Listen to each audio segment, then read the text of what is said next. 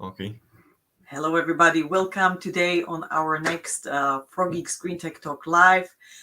This is the second part of our special bioremediation series. Today, we are going to talk with Mr. Filip Kurek from Bioseptik, our go-to partner on bioremediation.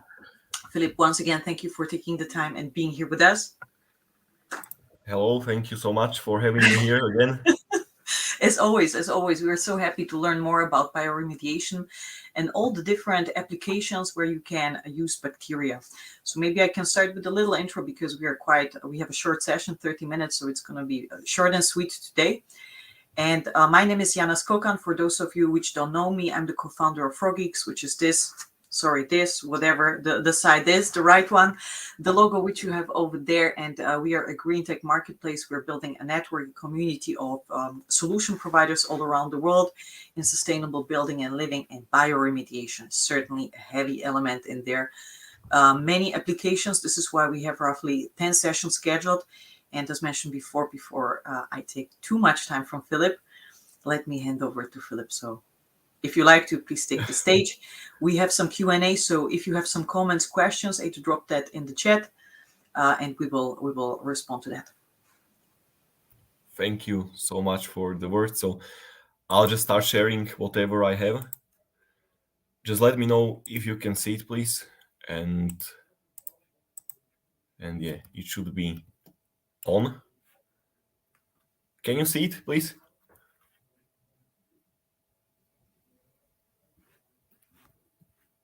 On here, any answers yet? So is my presentation visible It now? is. My apologies, I was on Okay. mute. Okay, thank you. New Thank you. system, we are always learning. Okay. So today we talk about bioremediation and fish farming. So first, I'll just introduce myself very quickly. I am Filip Kurek. I live in Slovakia. I'm owner of Bioseptik company. It's an e-shop brand. We sell bacteria and things for bioremediation, mostly focused on wastewater treatment, water treatment, and we don't do water designification, which can be an interesting topic again. But what we mainly focus on is removal of waste and afterwards management and utilization of waste. And my second project that is being started somehow, and I'm working on it for around a year already, is a company Beyond Development, which will connect everything I do already and will bring a little bit more complex products into the market, and we'll just focus on full solutions for various applications from industries like wastewater, in hospitality, some industry like building and stuff like that. So yeah, that's very shortly about what I do. And something about my background is that I was studying in Nitra in Slovakia, which is a University of Agriculture in the city of Nitra, and I had a double degree as well besides other studies, and I was also part of or student of Middlesex University in London. So I have economic background, but I am an agricultural person. I'm still very close to agriculture, really like it, and fish farming is also part of agriculture. So to not delay the topic or to not delay my introduction, let's go to the topic of fish farming. This is a fish farm, which we can see here is typically in a sea or in a lake, and these are some nets or whatever space that keeps the fish inside, and they are breeding there. We typically use these fish as food, or either for other fish or either for people or human consumption. And so the main product is fish, but we have a lot of byproducts in these fish farms, and the byproducts include waste, organic waste from fish, which is pretty concentrated because there is a lot of fish in a relatively small space, and the waste is endangering freshwater, like we can see here as a kind of lake, and also salt water, which is part of the seas and oceans and everything. Yeah, so it can be dangerous for the environment itself. And also If you have a lot of fish in one space, you can also have a lot of parasites in one space because they have a perfect playground to breed and live and evolve. So this can also pose a threat. Parasites typically thrive in dirty water, and where are feces, there are also parasites that are inbreeding in fish and their digestive tract. So it can pose a threat. A threat for the environment itself, as I will talk mostly about environment today, is fish food as well, because fish food contains a lot of nutrients that are not eaten or that just fall down into the ground, are basically waste. Fish waste is also, and waste in general, organic waste from animals and living beings, is considered a nutrient for environment. So the problem is not that we have some kind of waste. The problem is the amount of nutrients that are in this waste. So fish food itself can be a huge problem as it contains a lot of phosphorus. Phosphorus is a chemical thing that can make a lot of problems in nature. Typical result of too much phosphorus in water on aquatic environment is so-called eutrophication. Eutrophication is in words of basic person, algae bloom. Algae bloom is visible on this picture. It means that we have too much phosphorus. Phosphorus is very good fertilizer for everything, including algae, plants, trees, whatever. We need phosphorus to grow and to have green leaves. As algae is the smallest thing in the chain, it can be made of one cell and just breeding. It's very easy for them to consume phosphorus and turn it into algae body, so they just multiply. In extreme cases, it can look like this, but it can look even worse than here. There are many types of algae. They make a lot of problems everywhere. This, for example, here is some smaller type of algae. We can see there's some flakes on the top, but we can have also hair-like algae. It's filamentous algae, and these filamentous also bacteria and algae. They make a lot of problems in water environment, and as well they are pretty difficult to remove. Then the algae again, we have a picture of bubbles in water. Algae, in this case, like we have here, is depleting water of oxygen for its life, as well as there is not enough sunlight. That's another problem because the cover just prevents the sunlight to go into the water. The lack of oxygen is obviously bad for fish because they cannot breathe, or they don't have sufficient oxygen supply for their life, which means that they just don't. First, they don't breathe. Secondly, they can die off in the place and just don't live at all. This is a huge threat for fish farms, for aquatic life in general, because everything just dies off without the oxygen. And what's the result of fish farming? So the main result and the main goal of fish farming is to make profit.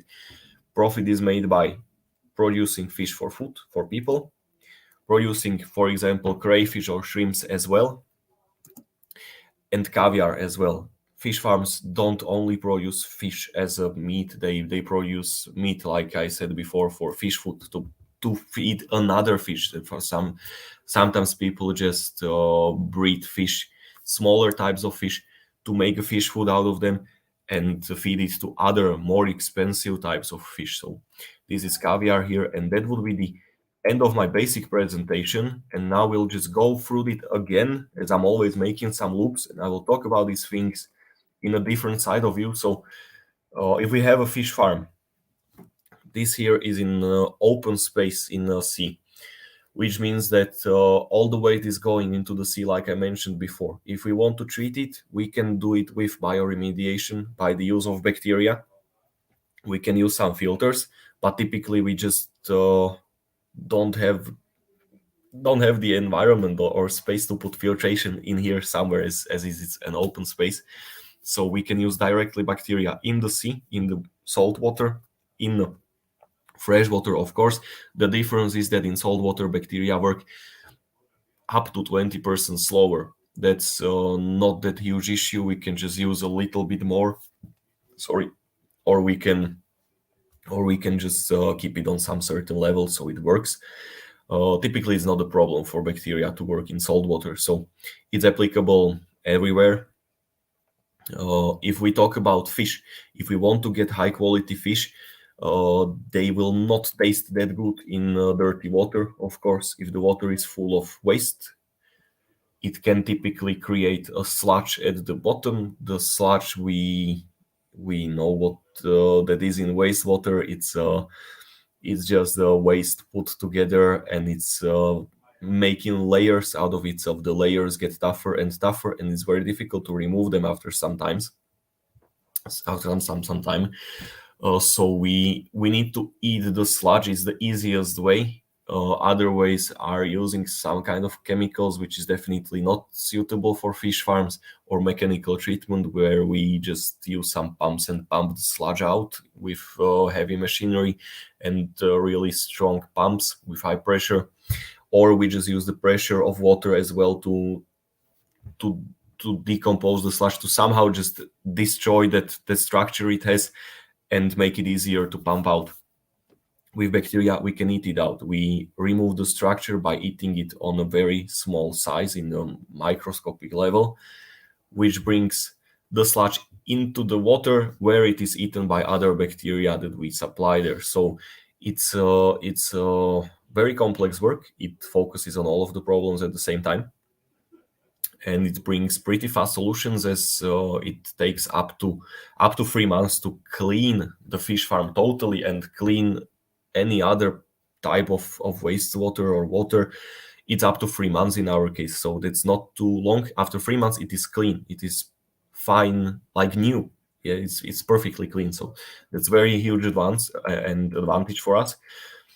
If we talk about lake, for example, that has some river inside or whatever, if we use the bacteria in a lake with a fish farm, or in a sea, the bacteria, of course, continue their work and their way by the water stream or water flow. So the bacteria continue their work down the river, for example, or down the lake, or in any other space that we might not apply it in the first case. Yes, so in time they will continue. If they have nothing to eat, they will just die off, and they pose no threat to humans, animals, or nature in general. So they will just die without the food source of food or source of energy, which is waste in this case. So they don't attack anything else. It's perfectly safe. It's safe for food production as well. So yeah, that's why I'm talking about it in the fish farming as well. And when we come back to fish food contains a lot of phosphorus. What bacteria can do with phosphorus itself is that it can absorb it into the body, and when the bacteria die off, it just turns into some kind of sludge again. The sludge is not in such a big volumes as it was before, so the reduced sludge can be pumped out and composted, for example. But typically what's happening is that bacteria just go with the flow again. They live. If the bacteria dies off, the other bacteria that is still alive will eat it, because it's already organic waste. The bacteria are organic waste.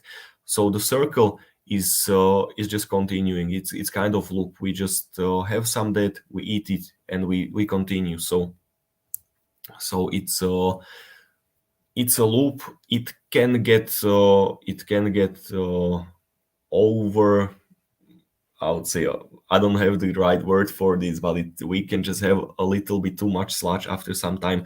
But this time is measured in years, typically, or decades. It's not after a month or week or whatever it was before. So this makes very, very sustainable solution for anything. And it also helps everything around it. So we have a solution for both the environment, both the fish farm, and it takes a long time to deplete this source of treatment, if we can call it so. One very interesting part about the bacteria we sell, one of our products has oxygen inside. This the part of it is soda. So we release the oxygen into the water. So if we apply it in, for example, lake like this, where is a fish farm and there is a lot of algae, there is a problem, literal problem with algae that is depleting the oxygen from fish. when we use it there, we release oxygen. So fish will have a supply of oxygen for them while we treat the water, and the water can still look like this. After the first few minutes, the oxygen will be released already there. And if we want to be more certain, one big tablet for lake cleaning or wastewater treatment, because it's the same thing, contains 22 liters of pure oxygen. So it's a lot. We use not too many tablets for certain volume. Yeah, for around 100 cubes, we use around 1 and something tablet per week, which is not too much, but it definitely can help. Of course, fish farms use for lakes and water areas that are much, much bigger than 100 cubic meters. Yeah, so we use a lot of oxygen there. It can help the fish itself to grow better. And with a lot of oxygen, fish are healthy. They have better health condition, of course, and they have better psychical conditions, because I believe that every animal has some psychics. We can see it on them if they are happy or not so satisfied. And with this is, of course, increased food quality, the meat quality. Either it's shrimp, caviar, or fish like we see in here. It doesn't taste after the sludge or some kind of mud, because mud is typically composed of high percentage of sludge. The mud itself doesn't smell so bad, but if it's combined with sludge, and sludge makes a bigger part of mud, then it tastes bad, then it smells bad. We can eliminate all of these things at the same time. So if someone is looking for a solution for this, or wants to produce high quality food, then this might be the solution for you. This might be an option for you to either increase your business, move it into, or shift into higher level of business and offer higher quality fish, or just solve some kind of problems at the first, and then you can start thinking of some new opportunities that are in front of you. So it can again be a solution for anyone, and it can be an opportunity for either starting people who start in the business, or are already in the business and are looking for some upgrade, because we know that the times are harder today and competition is big and ever growing. So yeah, there is always need for something new. And that would be, I would say, the last thing I wanted to say about this. And maybe a final point would be about the waste. If we have bacteria in the water and they continue the river, or if we have some, for example, we have a lake or fish farm that is disconnected from other sources of water, so the water doesn't flow somewhere else, we can use the water, pump it out, at least some portion of water, and add fresh water in time into the lake. And the pumped out water is full of minerals, is nutrient rich. The bacteria, if they die off, they turn into minerals and into fertilizer, basically organic fertilizer. So if someone has the need to use some higher quality water for irrigation, again, this can be an idea for them, an opportunity. So yeah, it can create a very nice basis for sustainable farming, connected to some restaurant and high-end hospitality sector thing. So yeah, thank you so much. I hope I wasn't talking for too long. Amazing. Thank you so much, Filip. As always, I mean, super insightful. And we always, look to bring as much as information, as many perspectives as possible around sustainability to people, so they also recognize the opportunity over there to combine the things and really leverage the cost efficient and naturally or nature connected solutions that we have, which is heavy on bacteria. So allow me for maybe 2-3 comments, and then we go straight into the questions so people can leverage more information from the session today. So if I understood you correctly, you mentioned how long is a kind of treatment for maybe like an arid sites, if you can give us something. You gave already some data, some orientation data. Mm-hmm. And how long is then the effect staying? You had also some indication just to, solidify that. Yes, if we treat the water, it takes up to 3 months to clean it. In our side of view, is maybe a little bit more strict than typical site of view. So yeah, we treat it for 3 months. Typically, any application is let's say 8 to 12 weeks, which makes 2 to 3 months in general. Yeah, let's say something around it. We can see development and we can see some progress after first days, maybe, depending on how dirty the place is, how much sludge we have at the bottom, whatever we want to solve there. Typically, the water at the beginning gets dirtier as the sludge from the bottom is rising to the top. We are slowly starting to eat out the structure of the sludge, so it can release some kind of I can call it a Fedberg, for example. Yeah, so some kind of thing that will just float on the top. It will look bad, but it will get eaten out in time. So it will just be removed naturally as it went from the bottom. What it means is that we started to treat the bottom of the lake, for example, and something was there. Now it is visible for us from the top. So it's not just the bottom of the lake that's, let's say, dark brown. It typically is sludge. It's some kind of waste. It just settles down naturally by gravity, and it layers itself. The layers are very strong, very thick, and they are extremely difficult to remove by any mechanical work. It's just tough. Yeah. So I don't want to go into the details with this topic. Maybe sometimes later. In Slovak, we call it struvit. It's a process that toughens the sludge itself, and it happens in pipes, it happens anywhere, and it just turns into something like a stone or concrete. So it's very, very strong, very difficult to remove. We can remove it by bacteria by attacking that smallest part of the structure, the microscopic level where we eat the sludge slowly. That's the way to remove it. That's the most effective way to remove it now, and it's completely natural, so it's very simple as well. Whatever you have to do is that you just take a tablet or a sachet or some powder and you just put it into water. That's it. One guy can do it, and you don't need anything else. It takes minutes. So yeah. Beautiful. You mentioned also in your little presentation insights on the topic that you work with oxygen, that you have like a certain amount of oxygen. Is it in like, as a layperson, compressed form? Is it like part of the tablets? Is it part of the process, or how is that included in the process? Maybe if you can share with us. It's part of the tablet. Is one certain product that we have that has oxygen inside. It's the biggest advantage of the product that we have.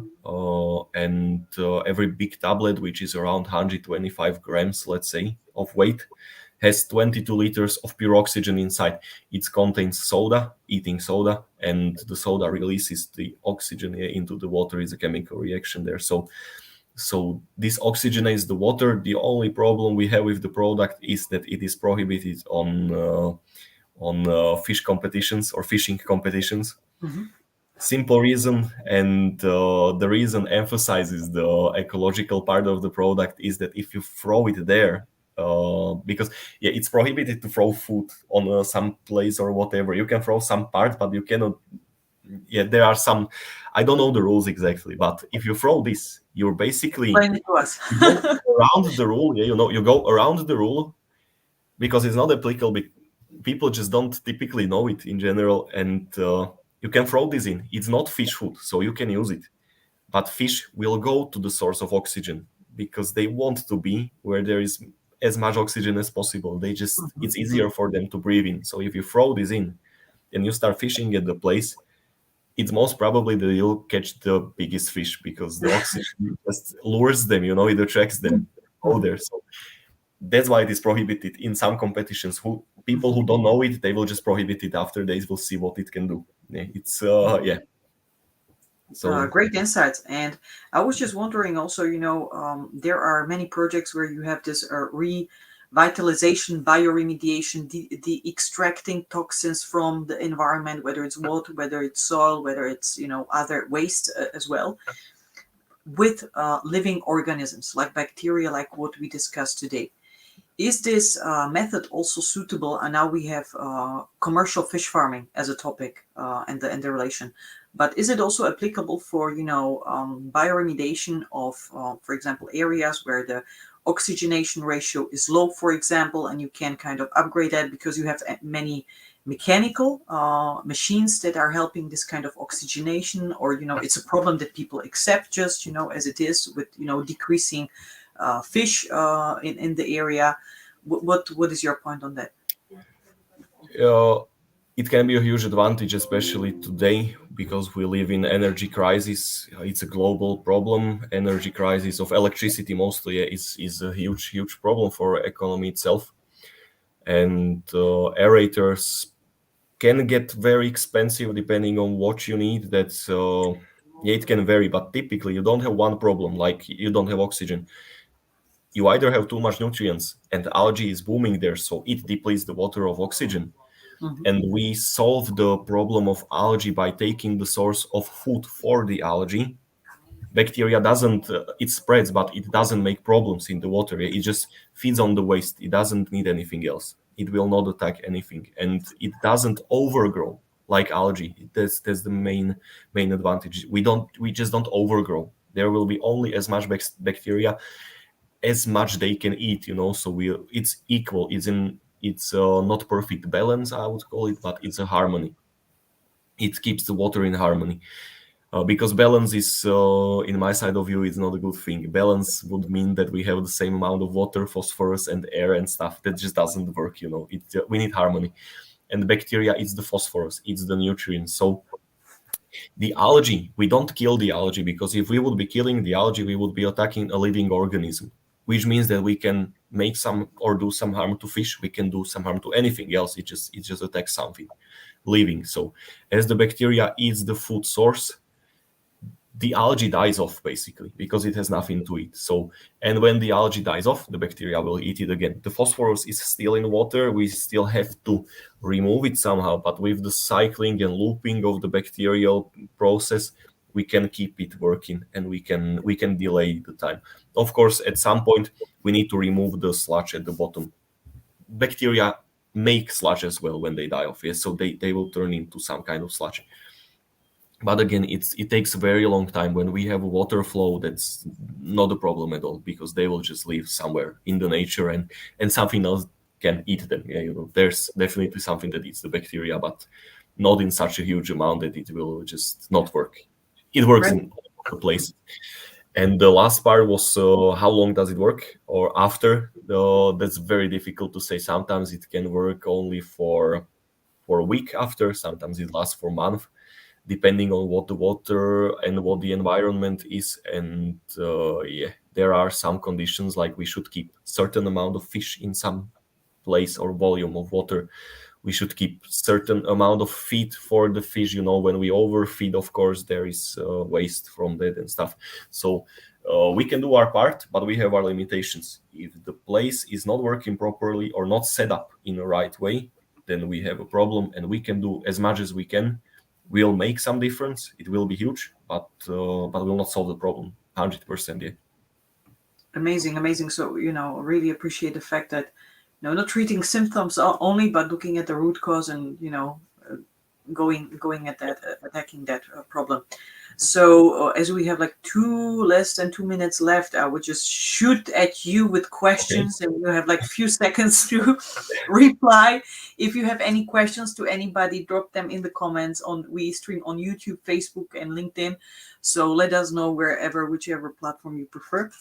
So let's go into that. Are there any limitations to apply bioremediation or bacteria in farms, in fish farms, ponds, whichever comes first to you? There are no limits. Basically, the limit is that we don't have enough waste to eat.